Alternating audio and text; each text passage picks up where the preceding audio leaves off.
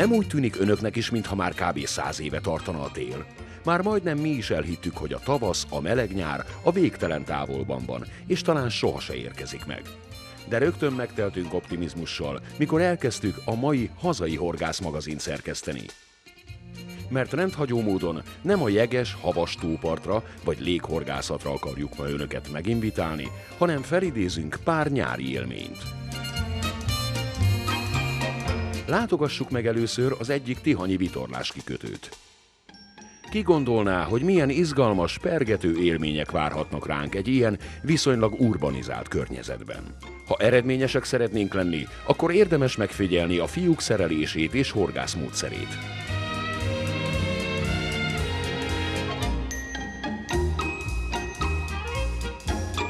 A szűk, tereptárgyakkal határolt vízparton csak az igazán rövid 1,80 m-as, maximum 2,10 m botok jöhetnek számításba. Kisméretű orsó, 14-es, 16-os zsinór és kisméretű műcsalik. Ezek a 3 cm-es wobblerek és 3-5 cm-es vagy annál kisebb plastikcsalik kitűnően mozognak az ultralight botok finom spiccének mozgatásával.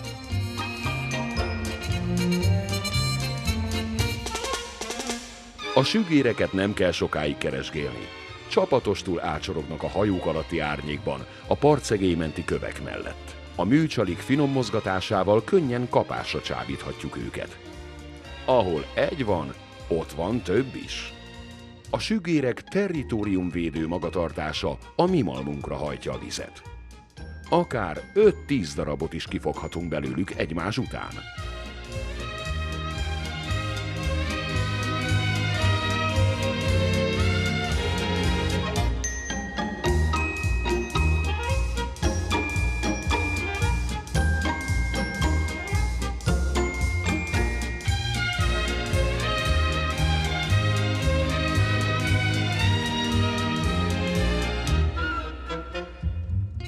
Nem ritkák ma már a 20-22 cm-es példányok sem. Ez utóbbiak fárasztása az ultralight dobósúlyú rövid botokkal komoly sport. Kemény ellenállásuk és gyorsaságuk próbára teszi a pergető horgász ügyességét.